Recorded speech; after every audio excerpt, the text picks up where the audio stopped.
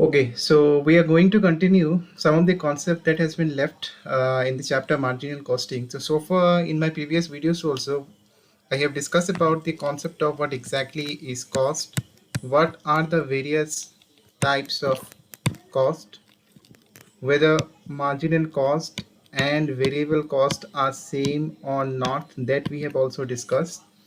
And we have also discussed a very important concept not only in marginal costing but in case of business and economics also, that is break-even point. We learned that break-even point is basically a situation where the total sales of the firm is always equal to its total cost. We have also learned about one more concept that is popularly known as desired sales concept.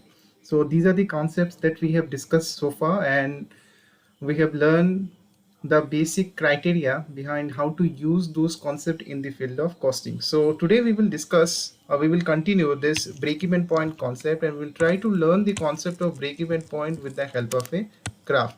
That is the graphical representation of break-even point. Let us see. So first of all, let us draw a graph here.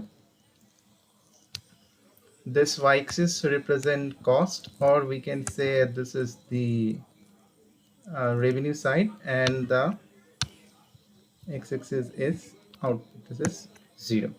Okay, so this straight line is the fixed cost. Now why it is straight and why it is parallel to x-axis? It is parallel to x-axis as because this is a fixed cost. We have learned that fixed cost is a cost which will remain fixed irrespective of change in the level of production. So if the production is 0, it will remain same. If the production is 10, it will remain same. If it is 20, if it is 30, fixed cost will always remain same. Okay, the sales will start from 0. We may have 0 sales, 1000 units, 10 lakh units, etc. So sales line will go like this. It is not directly straight.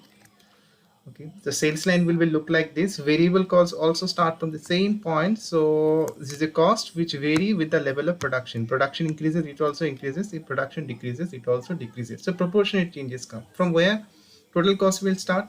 Some will say it will start from 0, but the answer is wrong. It will start only after when we cover our fixed cost. So it will start from here. This is my total cost. I'm writing in full form, total cost. So this point is basically the point of interaction, that is intersect has been done in this point between total sales and total cost. We have learned that any point where the total sales and total cost of the firm is equal is called break-even point.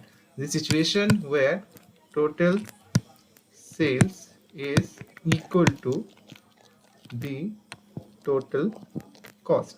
Okay, anything above break-even point, this area is technically called profit area. Why profit area? Because total cost of the firm has been covered with the sales. So anything above break-even point will always generate profit from the firm. So anything less than this break-even point will do what from the firm? The firm will incur loss if its production is less than the break-even point.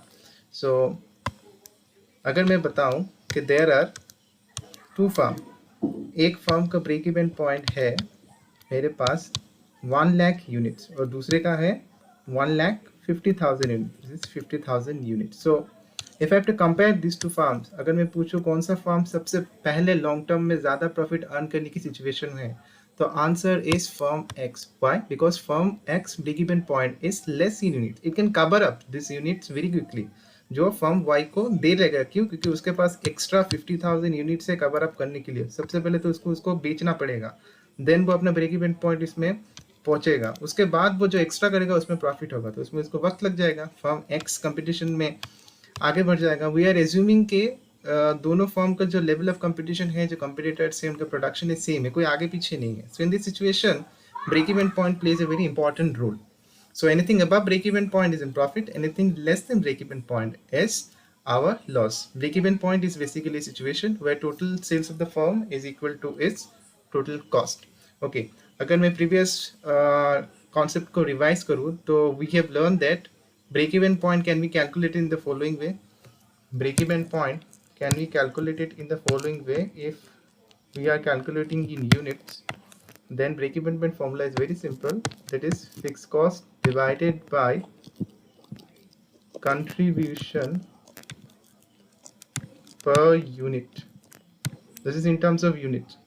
Okay, if we are calculating break-even point in rupees, or sometimes we call it as sales also, the formula is very simple: fixed cost divided by PB ratio. These are the very important formula we always have to remember. So it is a situation where total sales is equal to total cost. Thank you.